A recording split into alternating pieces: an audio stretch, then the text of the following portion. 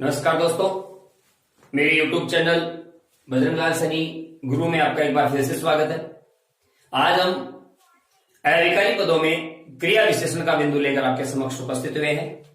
आप हमारा चैनल बजरंग लाल सैनी गुरु सब्सक्राइब कीजिए, शेयर कीजिए, लाइक कीजिए, अधिकाधिक इसका खुद भी लाभ उठाइए और अपने मित्रों के साथ भी इसके अपने अनुभव साझा कीजिए। तो आज हम शुरू करते हैं अविकारी पद, जिसे अवयवी कहा जाता है। अविकारी पद का मतलब है जिसमें किसी भी परिस्थिति में विकार उत्पन्न नहीं हो। परिस्थिति क्या हो सकती है? कारक, लिंग, वचन, काल, वाच्य, ये कुछ परिस्थितियां हैं जिनके आधार पर शब्दों में या पदों में परिवर्तन होता है। अगर इनके आधार पर पदों में या शब्दों में परिवर्तन नहीं हो तो उन पदों को हम अविकारी पद या अव्यय के नाम से जानते हैं। अव्यय का एक नाम निपात भी है, निपातम अव्ययम। संस्कृत में एक सूत्र है निपातम अव्ययम, अव्यय का एक नाम निपात भी है। तो हम सब इसी में वीडियो में क्रिया विशेषण का आज विशेष रूप से बिंदु है, उसमें हम पढ़ेंगे। तो लिंग, वचन, कारक, काल आदि से अप्रभावित, अप्रभावित का मतलब है जिसमें परिवर्तन संभव नहीं हो या अपरिवर्तित जो इकाई है उसको हम अव्यय अथवा अविकारी पद कहते हैं। अविकारी पदों की संख्या 4 है। क्रिया विशेषण, संबंध बोधक, समुच्चय बोधक और विस्मयादि बोधक। आज हम सबसे पहले क्रिया विशेषण की बात करेंगे। क्रिया विशेषण, क्रिया विशेषण का मतलब होता है क्रिया की विशेषता बताने वाला पद। जैसे क्रिया विशेषण हो गया क्रिया की विशेषता बताने वाला या विशेषता प्रकट करने वाले पद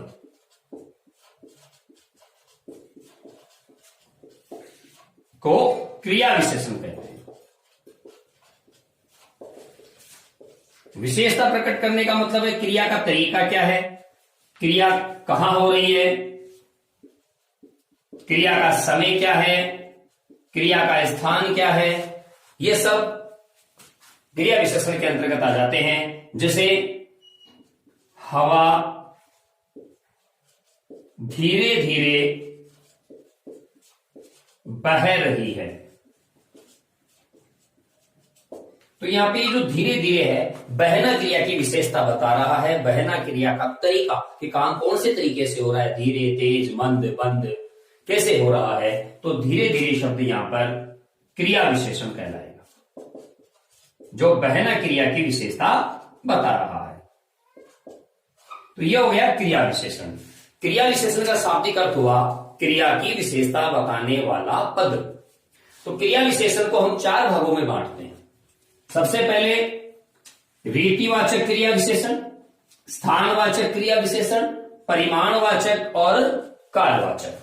जब रीति की बात हम करते हैं तो इसमें आता है क्रिया का तरीका अथवा क्रिया का ढंग, काम किस तरीके से हो रहा है, किस ढंग से हो रहा है, ये रीतिवाचक क्रिया विशेषण के अंतर्गत आ रहा है। दूसरा होता है स्थानवाचक क्रिया विशेषण। स्थान का मतलब है क्रिया कहां हो रही है, यानी क्रिया का स्थान, स्थानवाचक क्रिया विशेषण कहलाता है। जैसे राधा उधर बैठी है, तो उधर बैठने क्रिया का स्थान है, तो इसका मतलब ये स्थानवाचक क्रिया विशेषण हो जाता है। परिमाण, परिमाण का मतलब होता है मात्रा, क्रिया की मात्रा। क्रिया किस मात्रा में हुई है, इतनी, उतनी, कितनी, उतना ही बोलो जितनी आवश्यकता हो, तो बोलना उतना, आवश्यकता जितनी, तो इसका मतलब है उतना और जितना, ये परिमाणवाचक क्रिया विशेषण के अंतर्गत आते हैं। काल का मतलब होता है समय अर्थात क्रिया का समय, क्रिया किस समय संपन्न हो रही है, अब, तब, जब, जभी, अभी, तभी, सुबह, शाम, कल, परसों, बीते कई वर्षों से, सहस्राब्दियों से, सैकड़ों वर्षों से। तो ऐसे जो शब्द हम काम में लेते हैं जो कि कालवाचक होते हैं, वो वास्तव में कालवाचक क्रिया विशेषण होते हैं। तो ये थी क्रिया विशेषण के 4 मुख्य भेद, जिनकी संक्षिप्त सी जानकारी। अब हम सबसे पहले क्रिया विशेषण का एक भेद है रीतिवाचक क्रिया विशेषण। तो रीतिवाचक क्रिया विशेषण की हम चर्चा करेंगे कि रीतिवाचक क्रिया विशेषण का मतलब क्या है, रीतिवाचक क्रिया विशेषण किसे कहते हैं, कैसे शब्दों को हम रीतिवाचक क्रिया विशेषण कह सकते हैं। तो सबसे पहले हम रीतिवाचक क्रिया विशेषण की छोटी सी परिभाषा देखते हैं, वो क्या है। यहां पर है क्रिया की विशेषता प्रकट करने वाले पदों को क्रिया विशेषण कहते हैं। ये तो क्रिया विशेषण की बात है। अब इसमें थोड़ा सा बदलाव करेंगे हम। क्रिया की विशेषता प्रकट करने वाले पदों को क्रिया विशेषण कहते हैं। तो विशेषता शब्द के साथ एक शब्द जोड़ेंगे, क्रिया के होने का ढंग बताने वाले पदों को रीतिवाचक क्रिया विशेषण कहते हैं। तो इसका तात्पर्य हुआ कि क्रिया विशेषण का एक भाग, प्रथम भाग रीतिवाचक क्रिया के होने का ढंग अर्थात तरीका, क्रिया के होने का ढंग अर्थात तरीका बताने वाले पदों को रीतिवाचक क्रिया विशेषण कहते हैं।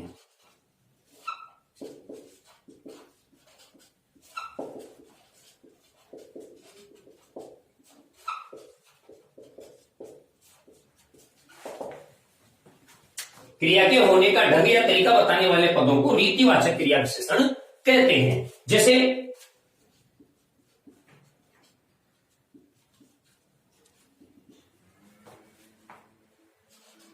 वह बहुत तेज दौड़ता है। वह बहुत तेज दौड़ता है। तो दौड़ना यहां पर है क्रिया। कैसे दौड़ता है, दौड़ने का ढंग क्या है, ये हो गया दौड़ने का ढंग यानी दौड़ने का तरीका अर्थात दौड़ने की रीति, किस प्रकार काम संपन्न हो रहा है। तो इसका मतलब हुआ कि ये जो तेज है ये हो जाएगा रीतिवाचक क्रिया विशेषण। ये रीतिवाचक क्रिया विशेषण हो जाएगा। तो कुछ शब्दों के माध्यम से हम रीतिवाचक क्रिया विशेषण को, कार्य की रीति को समझ सकते हैं। जैसे धीरे, मंद, तेज, शीघ्र,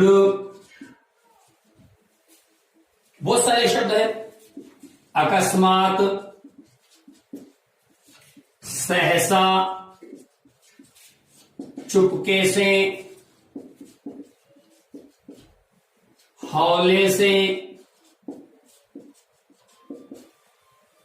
तो बहुत सारे ऐसे शब्द हैं जिनको हम रीतिवाचक के रूप में देख सकते हैं। शर्त यही है कि वो कार्य के तरीके को प्रदर्शित करे, कार्य किस तरीके से हुआ है।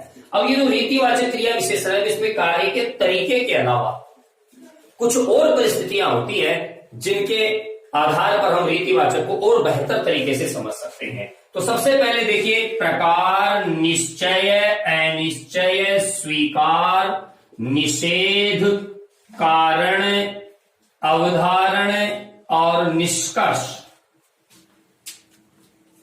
काम के तरीके के अलावा ये कुल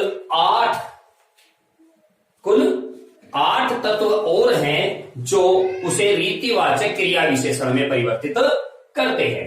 तो सबसे पहले हम बात करते हैं प्रकार की।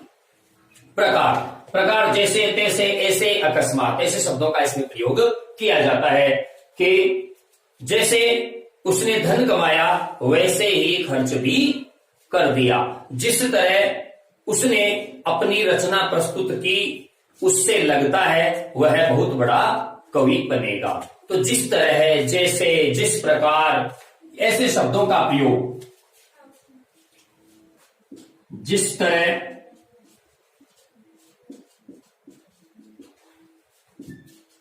श्रीधर ने धन कमाया उसी तरह खर्च भी कर दिया। उसी तरह खर्च भी कर दिया। तो देखिए, एक तो तरीका है धन कमाने का, जो तरीका धन कमाने का है उसी तरीके से उसने उस धन को खर्च भी कर दिया। तो इसका मतलब ये हुआ कि ये धन कमाने का तरीका, ये खर्च करने का तरीका, काम करने का तरीका, प्रकार यहां पर इसमें बताया गया है। जब काम करने का तरीका या प्रकार बताया जाता है तो उसको कहते हैं प्रकार बोधक रीतिवाचक क्रिया विशेषण। तो प्रकार के बाद देखिए इसमें कुछ शब्द मैंने लिखे हैं, जैसे, तैसे, ऐसे, अकस्मात, जिस तरह, उसी तरह, ऐसे शब्दों का इसमें प्रयोग किया गया है। दूसरा है निश्चय बोधक। निश्चय बोधक का मतलब है उस तरीके की निश्चितता का पता लगता है। अवश्य, निसंदेह, वस्तुतः, अवश्य मैं कल आऊंगा, मैं कल अवश्य आऊंगा, वस्तुतः वह अपनी जगह सही है, निसंदेह आप बिल्कुल सही कह रहे हैं। तो ऐसी स्थिति में, ऐसे जगह जब इन शब्दों का प्रयोग होता है तो ये निश्चय बोधक रीतिवाचक क्रिया विशेषण कहलाते हैं। जैसे मान लीजिए निसंदेह,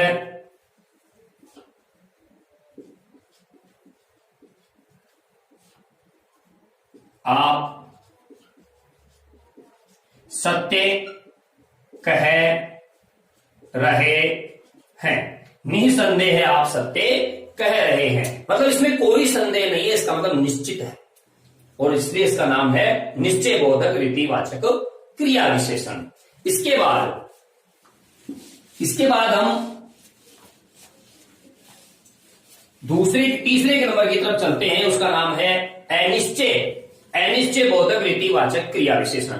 अनिश्चय का मतलब होता है कि इससे हमें पता नहीं है कि ये कितना हुआ, क्या, कब हुआ, कैसे हुआ, किस प्रकार से है, अनिश्चय है। जैसे शायद आज वर्षा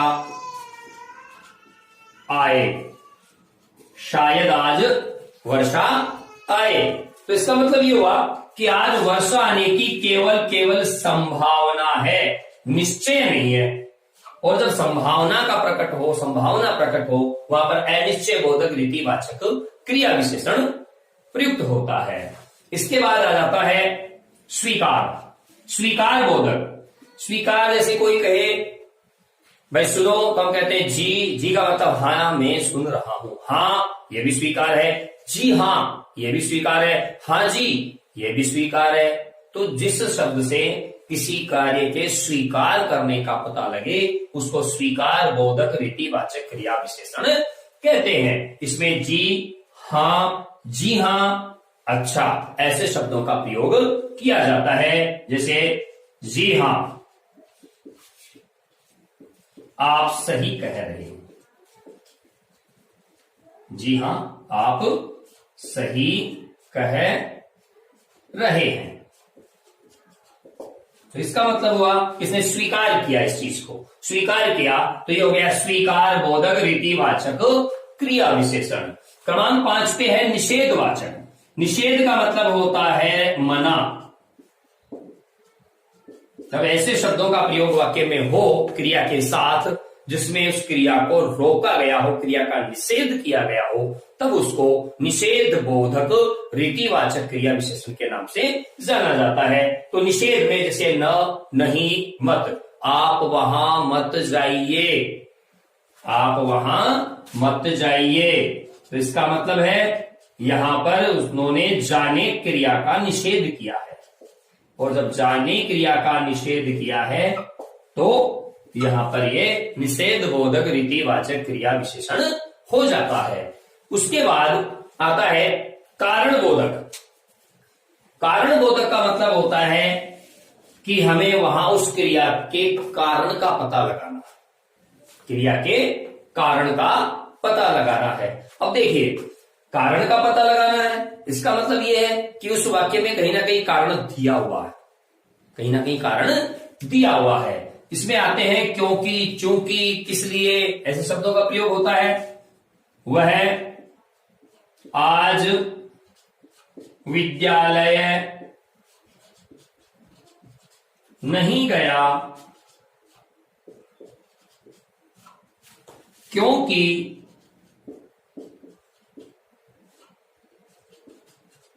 अस्वस्थ था। तो इस क्योंकि में नहीं जाने क्रिया का कारण बताया है। तो कारण बताने की वजह से इसको कारण बोधक कहा गया है। तो यह है कारण बोधक रीतिवाचक क्रिया विशेषण। इसके बाद नंबर आता है अवधारण। अवधारण का मतलब होता है मत स्थिर करना। मत स्थिर करना, इसको हम निपात भी कह सकते हैं, इसको हम निपात भी कह सकते हैं। ये अवधारणा बना लेता है। तो इसमें आ जाता है तो भी तक, तो भी तक, इन शब्दों का इसमें प्रयोग किया जाता है। जैसे वह तो जाएगा, इसका मतलब है वह अवश्य जाएगा। अवधारणा कर ली है उसने अवधारणा कर ली है, निश्चितता कर ली है, एक मन में एक धारणा थी उसको पुष्ट कर लिया है। इसे कहते हैं अवधारण बोधक रीतिवाचक क्रिया विशेषण। इसके बाद आता है निष्कर्ष। निष्कर्ष कारण का विपरीत है। कारण में हमने देखा क्योंकि शब्द का प्रयोग हुआ। अब इस वाक्य को उल्टा कर देंगे तो क्योंकि हट जाएगा, अतः या इसलिए का प्रयोग हो जाएगा। जैसे वह अस्वस्थ था इसलिए विद्यालय नहीं गया। तो कार्य कारण का संबंध इसमें बदल जाता है। पहले कार्य था फिर कारण था, अतः इसलिए का प्रयोग होते ही कारण पहले हो जाएगा, कार्य बाद में हो जाएगा। वह अस्वस्थ था, इसका क्या हो जाएगा, वह अस्वस्थ था इसलिए नहीं गया। तो ये दोनों में यही अंतर है कारण और निष्कर्ष में।